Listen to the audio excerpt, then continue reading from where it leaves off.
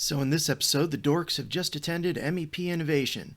We had fun there all week, and it ended with an anti-keynote. That is, it ended with a giant workshop versus a single guy getting up there and talking at you. And it was wonderful. They walked us through different exercises, different arrangements that helped us understand lean principles, small batch, how waste affects the job site, and sort of did it in an entertaining and engaging way. So when we talk about the anti-keynote, we're talking about that experience and how much we enjoyed having it. And we're live. The Construction Dorks coming to you from Austin, Texas. MEP Innovations just ended. Favorite conference of the year. We always wrap it up with a little bit of fun time here. So I'm your host. There's no video today. Jeff Sample coming to you. I have a fantastic Dos Equis and a DPR construction glass, which we'll get to why I might have a DPR construction glass. Not plastic glass. Not plastic. Not plastic. But glass. But glass. And I'm joined by Jonathan Marsh. Jonathan, how you doing, man? Man, I'm doing really good. I'll tell you what. I was not energized coming out of that as much as I was when I got to these offices here that we're recording from and got to hear two guys really go at it about how technology is being used in the field. It made me glow. But I have to say, I did have a lot of energy coming out of the anti-keynote. It was really good. And I am drinking a Mr. Irish whiskey, which is an Irish whiskey with an IPA finish. And we're just going to test it real quick. Hold, please. Mm-hmm. Oh, and it's actually really good. And it's 47 and it's still not hot. So, good whiskey. Thank you very much. There might have been some whiskey tasting going on this weekend. And that voice you hear inside of your head is the one and only Nathan Wood. Nathan, how you doing, man? No, we're not in my basement. No, we are We're not not in my basement. We are not in Nathan's basement tonight. We're in my old stomping ground. It's been a minute since I drank a beer out of a DPR mug. Do you know what the blonde is that's on tap over there? No idea. Okay, it's a blonde though. It's very good. It's very tasty. It'll be something local here too. It'll be an Austin. It has to be. Everything's Probably an Austin IPA. It's always local when it's Austin.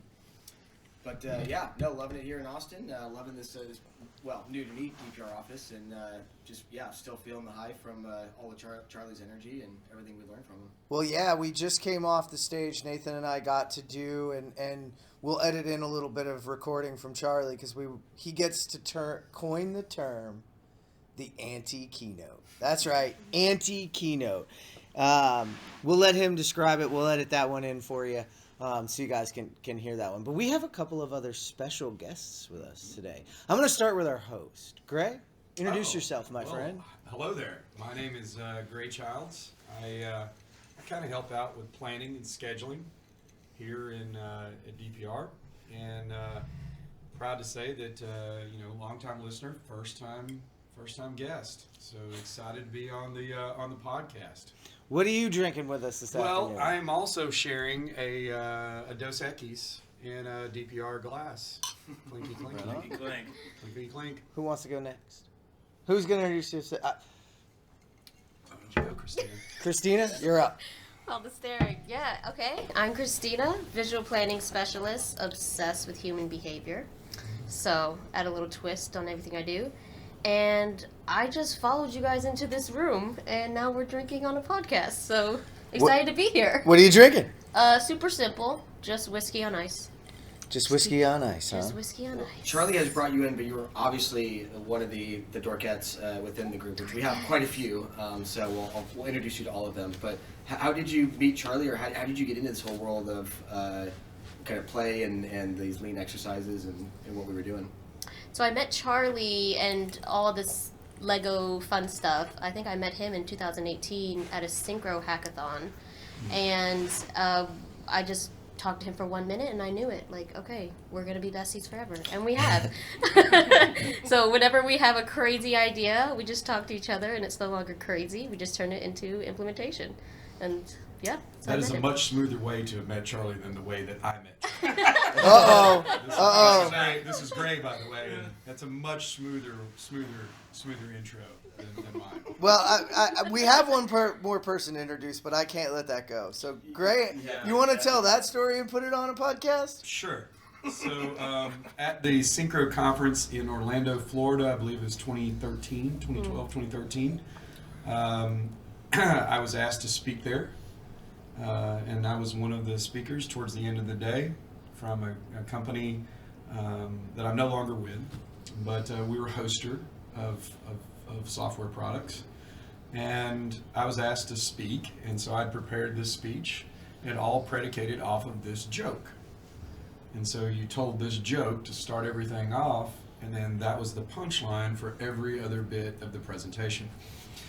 And I felt pretty good about this, but it's the first time I'd told this joke, first time I'd done this presentation, and I told the joke, and the room was completely silent, not even nervous laughter at the end of the joke. Like right now, Obviously, I wasn't in the room. Like, I right was now. just kind of like, ah. you guys are all doing just perfect. This is the kind of reaction I would have hoped to have gotten after having told that joke. Instead, it was one of those moments that if you've ever been in front of an audience that you literally have nightmares and night sweats about.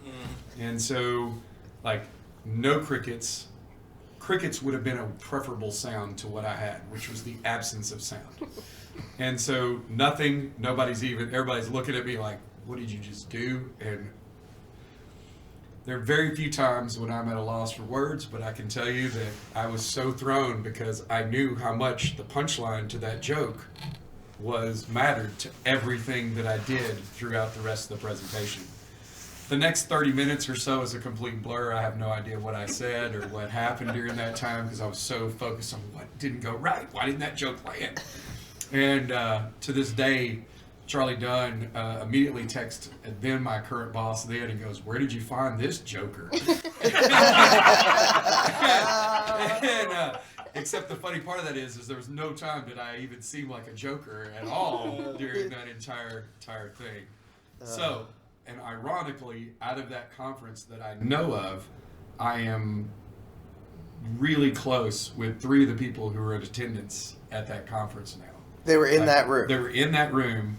I'm Where three you of them, like 2 of them, Charlie and Jacob, like Jacob Skabarczyk, VDC here at DPR. We started on the same day. We're as tight can be, literally sitting in this very room yesterday, talking about visual planning, talking about how to advance the ball. We talk constantly, Charlie and I talk constantly, and there's a third guy who used to be with DPR, is no longer with DPR, but we talk all the time. In fact, he's in Dallas right now. If I were there, I'd be seeing him. But just a small world. So with that, turn it over to another DPR. Yeah, so hi all. My name's Tom. Last name's Arrigo. Or like we like to say down south, there you go. There you go. There you go. And so I'm senior superintendent in DPR and lean practitioner for, probably 15 years now. Just real passionate about it. Excited that Charlie invited me up here kind of last minute to help facilitate. He and I have been working, tweaking this presentation probably since 2017. Went really well today, excited about it, and saw a lot of aha moments, as we like to call them, out of the folks that attended. So happy to be here. Thanks for inviting me. Tom, thanks, man. And I've what do you got got? to share what I'm drinking. So my new nickname is Tito Tom because I'm having Tito's. And There you go, Tito. there you go, Tito. Oh, that's awesome. Well, everybody that was here and that's sitting around this table actually played a role. Jonathan was picked out to be put on a table, but actually jumped in and started moving things around. So I think this is pretty much like most of the supporting cast for today. Yeah. And I think I'm the only one, though, that hasn't been through this before. So this is my first exposure to this event. And I have to say the takeaway at the end that I really had from Charlie, I thought that was the best for me, was really that idea of doing before you teach. Give some context to lessons that you are going to teach these people. Because so often we go in, we fire hose them with information. I blame myself. I talk all the time and I do that. But we don't give that context that comes when you do. And he stood up in front of everybody at the end and he really wanted to drive that home. We want to start taking all these people and we want to start doing first, then teaching after. This gives context to everything you're going to do. And it's great to have those aha and surprise moments. And, I got to say, you guys were able to do that throughout the whole thing. I was going, oh, that's what you're trying to do. Oh, that's what you're trying to do.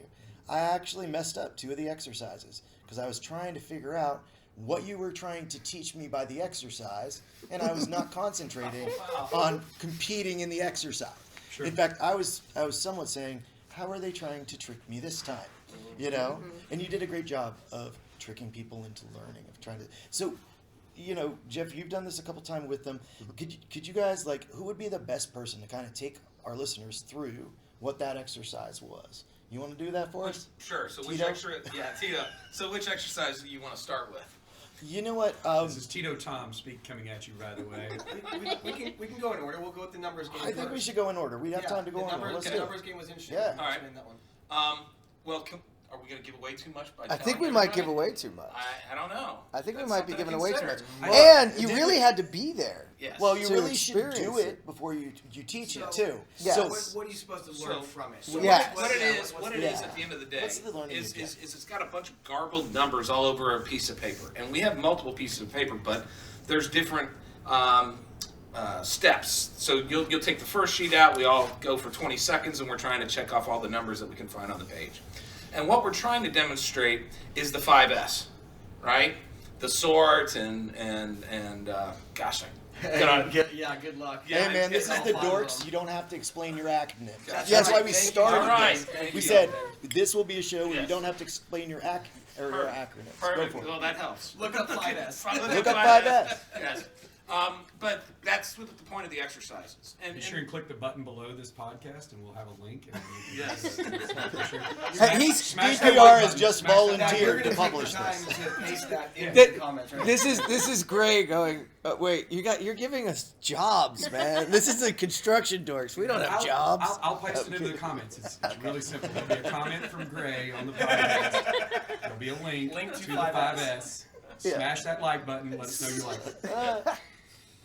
But the idea, it really is that when we sort things, when we organize, when we have designated locations where you're going to get a tool or where your material's staged on a project, that there's an efficiency to be gained by that. I can't tell you how many jobs I've been on where you'll see guys walk up and down the stairs 3 and 4 times looking for the Sawzall, or where's the gang box at, and so forth. And there's so much waste to that process. And so if you can start incorporating some of those themes behind 5S of organizing and sorting and what have you, it's going to make things more efficient. Yeah. You know what I think is interesting about what you said is we didn't make things more efficient by changing the environment. We did it by adding things. You know, we added this, we added lines, we added organization, we added pattern. You know, and that idea of going into this chaos and trying to pick everything up and move it around and make it right is very difficult. But adding is easy, right? So it was a take. What do you think about that? I think that's really good. I think you're also missing one key point that you're supposed to take away from that exercise, and that is help out your fellow man. So when someone recognizes there's pattern recognition, when somebody realizes there's an organization, help your fellow man understand that piece, or woman, help them understand that piece behind you, because we can only go as fast as the slowest of us. And so if we raise the ceiling, but also raise the floor. Yep. So we're setting that floor as high as we can set it, but we're also raising the ceiling. There's no telling what we can accomplish. We can only do that if we help somebody else. We cannot do that if we're only focused on self. And that was one of the key takeaways from that first exercise, is that you saw there were some people who got it right away, knew what they were doing. Maybe they'd done it before, maybe they hadn't. Mm-hmm.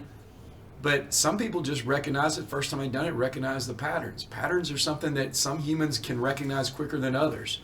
And when you do that, if you sit on that knowledge and you hold it to yourself, man, what a waste. Because if you give that thing away, guess what? You're raising that floor. You're helping all of us get it as high as we can get. And that piece to me was the most impactful part of that first section right there. You do learn a lot about how it all gets organized, but ultimately at the end of the day about helping the person beside you. Let's unpack that a little bit, because I'm now remembering vividly, because you all talked about this, that it was Darren Young that announced like that he wanted to win, and kind of that certainly set Charlie off into this learning exercise. But it was based on the fact that, and I wanted to ask Travis for the bucket so I could put a coin in, because tell me how I measure and I'll tell you how I behave, right? That Right. we already established the rules are whoever is the lowest score sits down, and the whole team has to sit down. So you should know that that's what the rules are going to be moving forward. So why would you not share if that's how you're measured? Right. Right. But again, our industry doesn't measure that way. We measure where it is better to keep the information to yourself and not share with others. Sometimes. But there are other times where it is better to share. And I think that that's the nuance that, like, the more we can understand and the more we can unpack, the better we can challenge when we're up against a wall, or take advantage when we do have true opportunity. Sure, and, Yeah. and if you look at it, like if you jump ahead all the way to the last exercise, where trust is the foundation. So if you're in this place where everybody that's at the table, everybody's at the table, we're all our trade partners. Like, here's another thing. I wish and I hope everybody who hears my voice on this podcast stops using the word subcontractor. Please, Amen. and thank you. Amen. The term is trade partner. And we want to leverage trade partners. We want to work with trade partners. We do not want to, it can't work the other way. So Well, that it's- language change needs to take place just as an entire entity. Because when you think of sub, root word, Yeah. right, it takes you to subhuman, subservient, Yeah. so on and Yeah. so forth. Give me a word where you add sub and it makes something better. You're Come on right, now. there is It no- literally means There's no lower. respect. Yeah, Like, under. it means Yeah. under. Yeah. Yes. And so, like, there's nowhere that's going to be. So let's elevate that. It's an interesting point though, because if you travel around like a lot of us do, it's an easy language thing to pick up on. I can tell you who I'm dealing with and what I'm about to get myself into when I ask people to kind of articulate the continuum and who's on it and what terms they use. It's interesting, man. I love think that it's a part great of it. descriptor, and I think it totally captures something that you guys are hoping to change within construction, which is that old authoritarian model versus the collaborative model of construction. You know, we were just at an event where a whole bunch of competition contractors, we were in competition Sure. with one another, are sharing ideas to lift everybody up, and we're realizing that the old authoritarian top-down view of contracting hasn't given us the takeaways that the collaborative view does. You know, And I have the math to prove that. Cool. So Yeah. at this point, I have the math to prove that. And this is why I get to that whole piece, that trust.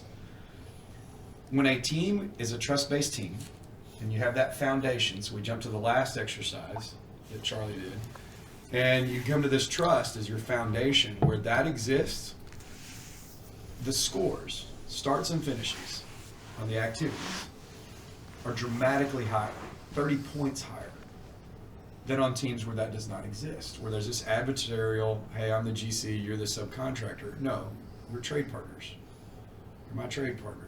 We're together. We're in this partnership together. Where that exists, our scores are higher. On average, they are 30 points higher. It's a tremendous difference. Tremendous difference. Numbers don't lie, baby. So, Oh, I mean, and sometimes if they you do, if but you start to look at, and we're going to get into some of this, but if you start to look at some of the things that we learned today, and things that Charlie holds very deeply and shared with all of us, when you start to look at some of those things like visual management, and now we're using visual planning so that we have respect for the workers, so they know when they go in exactly what they're going to do that day. In instances where that occurs, again, that same gain, that 30% gain is what we see in the difference. And I've got the math to prove it, where it's a coin flip in our industry, whether or not an activity is going to finish or start within the day it's planned.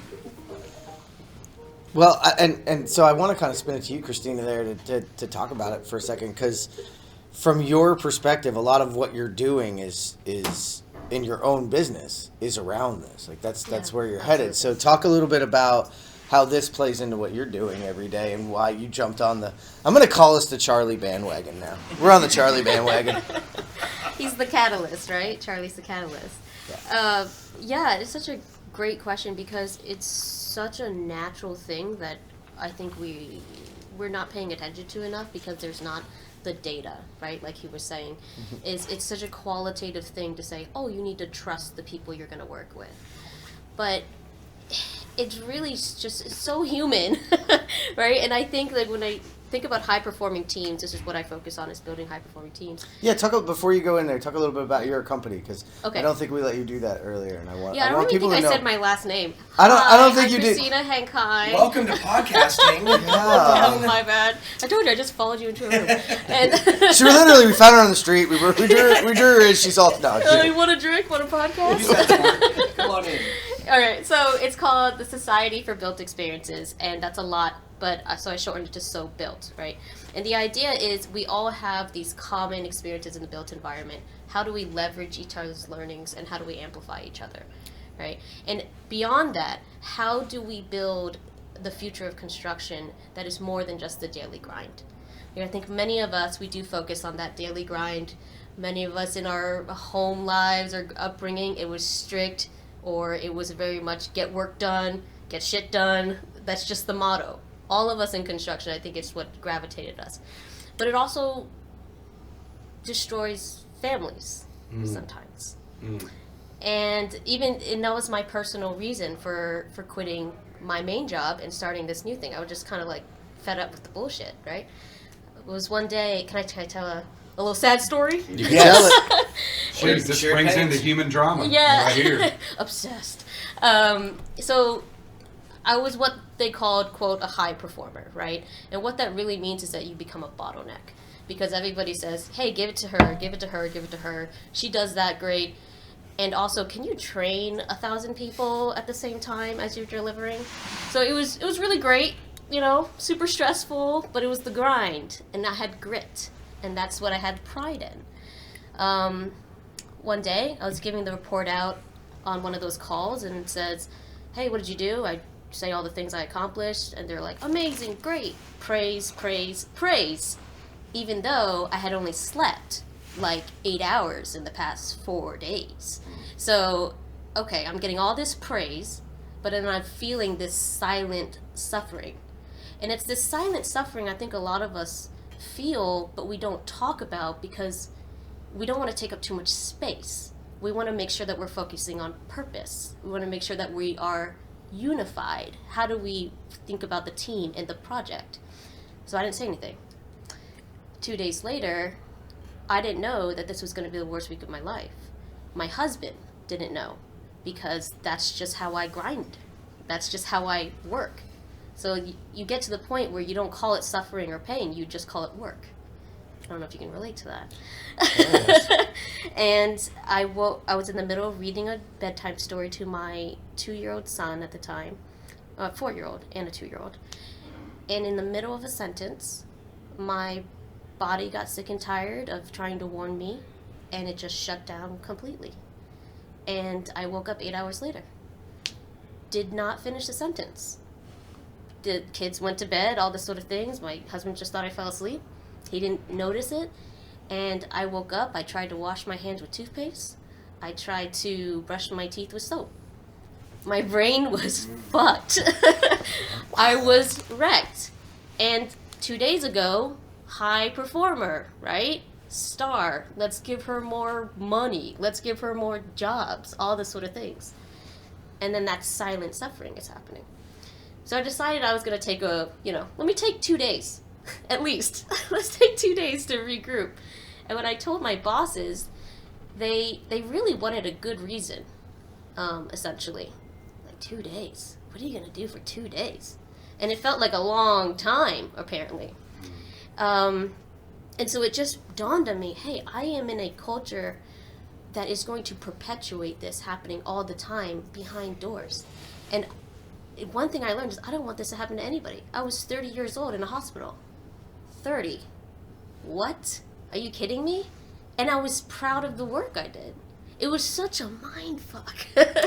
and so I was like, we got to change this. So I had a decision to make. I could leave construction, the industry I love, or I could stay and try to actually enact the change, and that would stop hurting people and family and stop that silent suffering. And I think one of the main things we do that is we treat that human aspect, we build belonging, we give people a sense of purpose, and we build curiosity for their brains. So that's what I'm doing. Wow. It nails on a couple of things that we have in the industry, and we have a problem with people leaving. Silently cruising out of here, some of the smartest people in the business leave the business silently because we do. I mean, grit and those things are great, but there's balance, and we just don't have it. Jonathan? I was going to say a lot of that is, we talked about that, the tell me how I'm measured, right? That very transactional view of going to work. And that is the transactional view that a lot of us have, right? We go to work, tell me how I'm measured, that's how I'll react. We're doing the numbers game, right? At the tables, we're all looking at one another.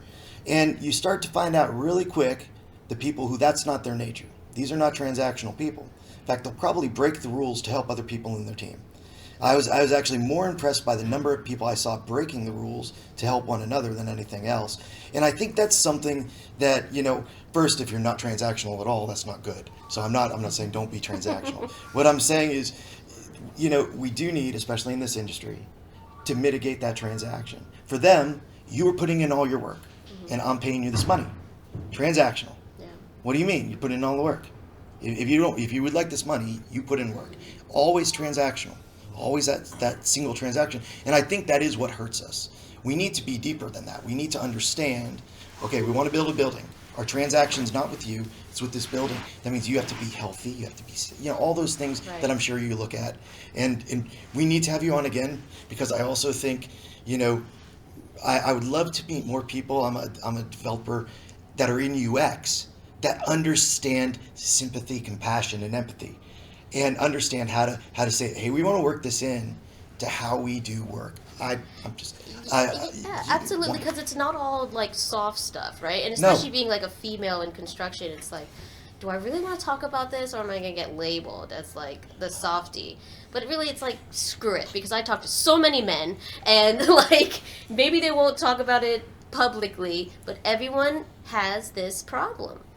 Because that's just what happens. And so how do we make it practical, right? So how do we look at the deliverables we're putting out? Like when I do my synchro modeling or 4D plans, whose life am I making easier is the number one question. Is a high five moment? Oh, it's a high five moment. That felt like a high five. That was a high five moment, because that's what it's about. Oh yeah, clink, Clink, clink. clink. Whiskey crew. Yes. Glasses. Yeah. Glasses. But It- it has to be that. It has to be that way, and I mean, it has to be about impacting the lives of every person that's delivering work. And I think Charlie captured that today. I forget who, Tom, you've been through this a few times, so you probably know the person he was referring to who said, literally, this gave me my life back. That would be me. Oh, that was you. That's me. Okay. Yeah. Wow. Okay. Yeah. By the way, now this makes a ton more sense. So Way more. So I had an aha moment. Probably 2009. Was on a project, was a superintendent. We had it was a fairly large project. We had about 450 guys showing up on the job on a daily basis. We were renovating 7 buildings on a petrochem campus all at one time. And within the span of a month, we lost our senior general superintendent, lost our general superintendent, and then our next most seasoned superintendent went out with a back injury. So we were down to me, a guy that had just been promoted from being a carpenter foreman, and an MEP superintendent. And we had 7 buildings to run at that time. So I took 4 buildings. I ended up being in 7 standing meetings a week. I was leading the BIM efforts on all the buildings I was doing as well. I literally did not have time to firefight anymore. And I had come up from seeing the superintendents I'd worked around growing up. Gotta firefight, gotta run around, gotta do all this. And it kind of hit me when I don't have time to do all that. I'm now having to act as the general superintendent, I'm having to produce schedules, I'm having to meet with the safety professionals for Shell. And it got to where, okay, I can only provide value or where can I provide the most value, is what I ended up coming to the conclusion on. And so, because I had so much work product I had to produce, and then I'd have trade partners coming to me and I'm like, sorry, don't have time for you. Being able to say no and saying, hey, I'm empowering you to go figure it out yourself. I trust you. You've been around a while. You know what you're doing. Talk with this person if you still need some help, but I like what you're thinking, go with it. But that is what gave me my life back, because understanding that I didn't have to firefight anymore. I mean, now I work pretty much standard 9-hour day. We're doing 410s on my current project. I might work the weekend because we got to shut down or something like that. But by making sure I'm providing the most value for the time that I'm going to allow every day, gave me my life back. That's awesome. That was the story we wanted to capture. We got one each from each of you. Can I hit just one thing that I thought that was my takeaway from this? So you just did a lean exercise, and the one thing that I thought, well, not one thing, I obviously thought this was wonderful, a bunch of takeaways.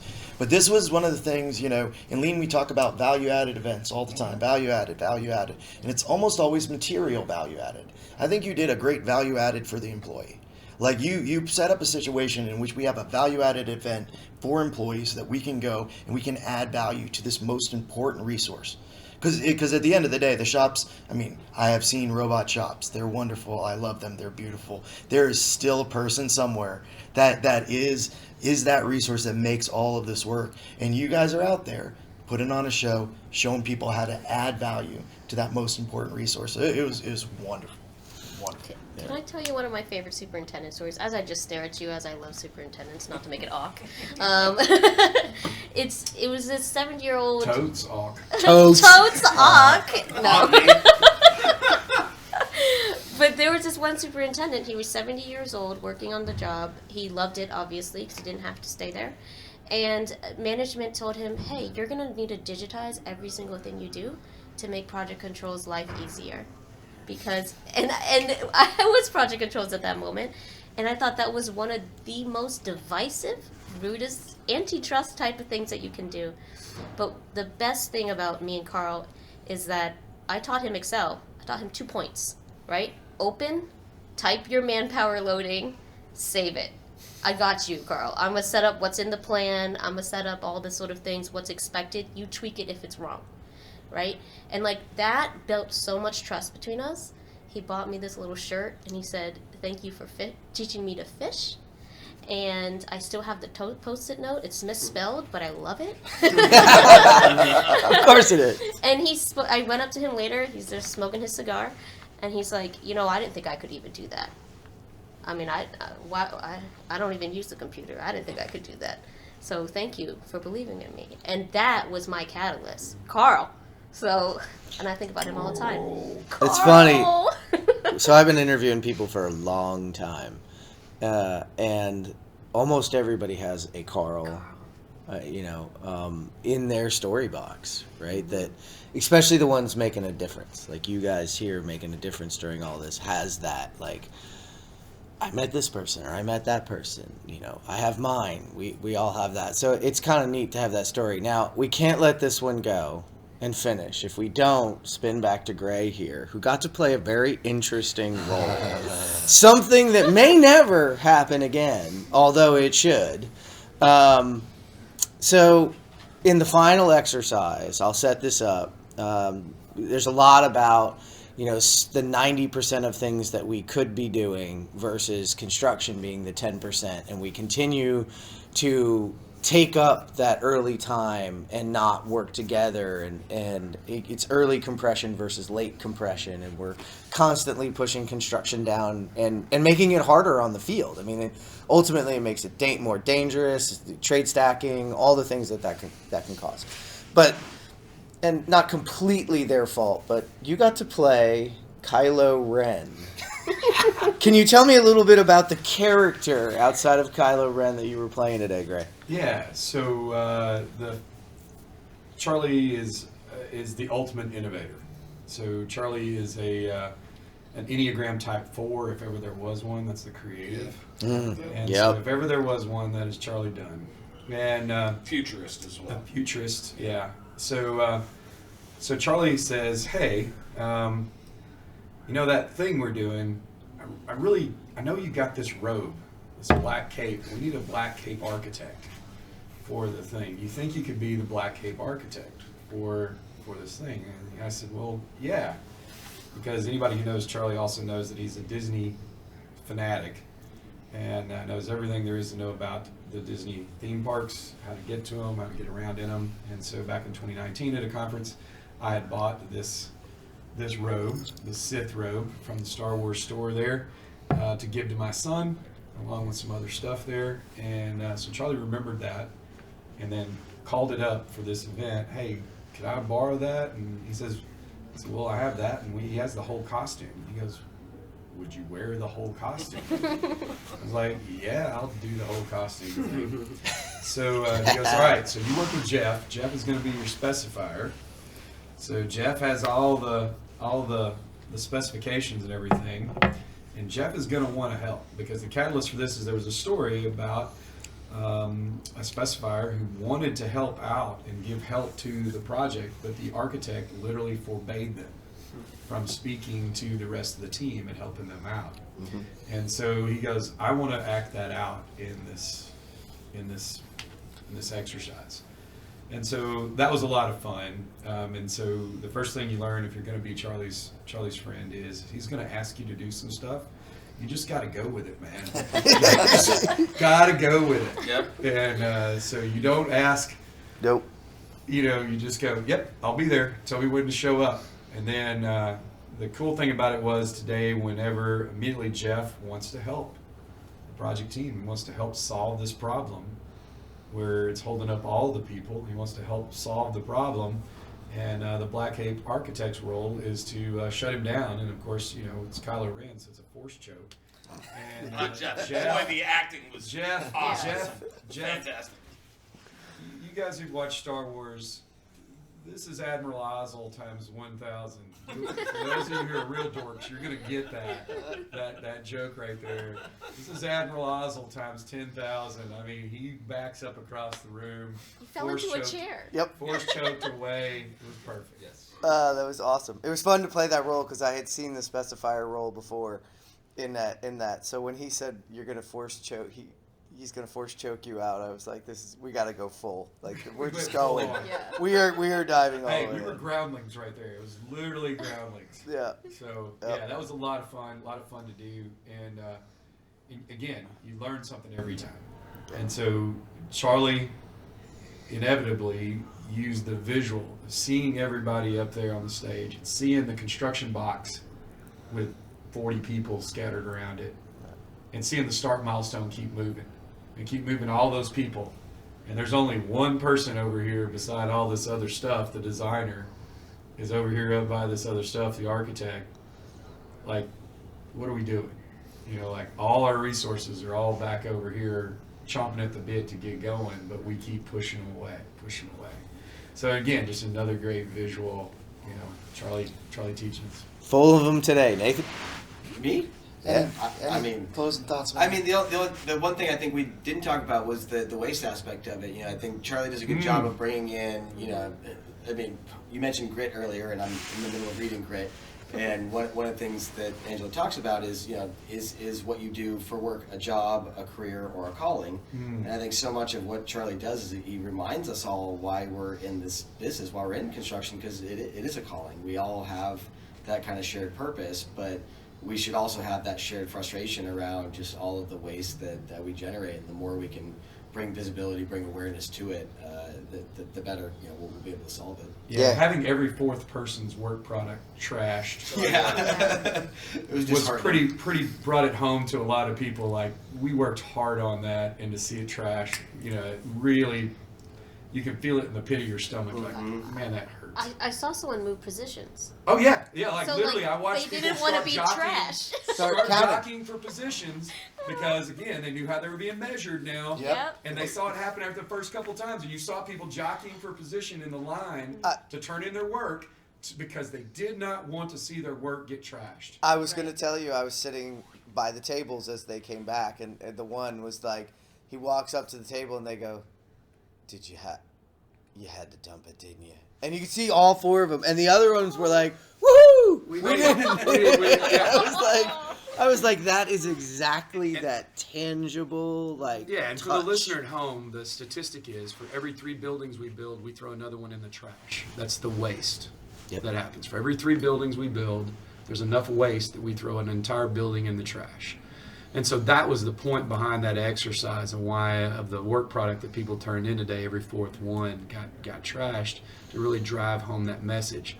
That's why we as an industry have to adopt, again, building it virtually first so we can work out the bugs and the issues before we go build it physically, virtual mock-ups instead of physical mock-ups because they're easier for us to change, make changes to, a lot easier to manage, a lot easier on our superintendent and craft teams to get the stuff there. But then the flip side, so we can prefab as much as we can and eliminate that waste. If you're gonna build, first, the optimal time is not to do it in the air. Build as much of as you can while you're away from the site. Then if you have to, build it on the ground. And then if you have to go up in the air, put it on a platform so that there's a stable work environment for the worker. If we start to think along those lines and just apply that to everything that we do, you eliminate waste, you eliminate issues. And if you ever get an email from me, you're gonna see my tagline has been the same tagline since I've worked here 1,718 days ago, which is fighting waste and variance. The two enemies, whether you know them or not, the two enemies of every construction project, waste and variance. And if you can fight those two things and know that's the battle, it's not against the mechanical, it's not against the electrical, it's not against even the Black Cape architect.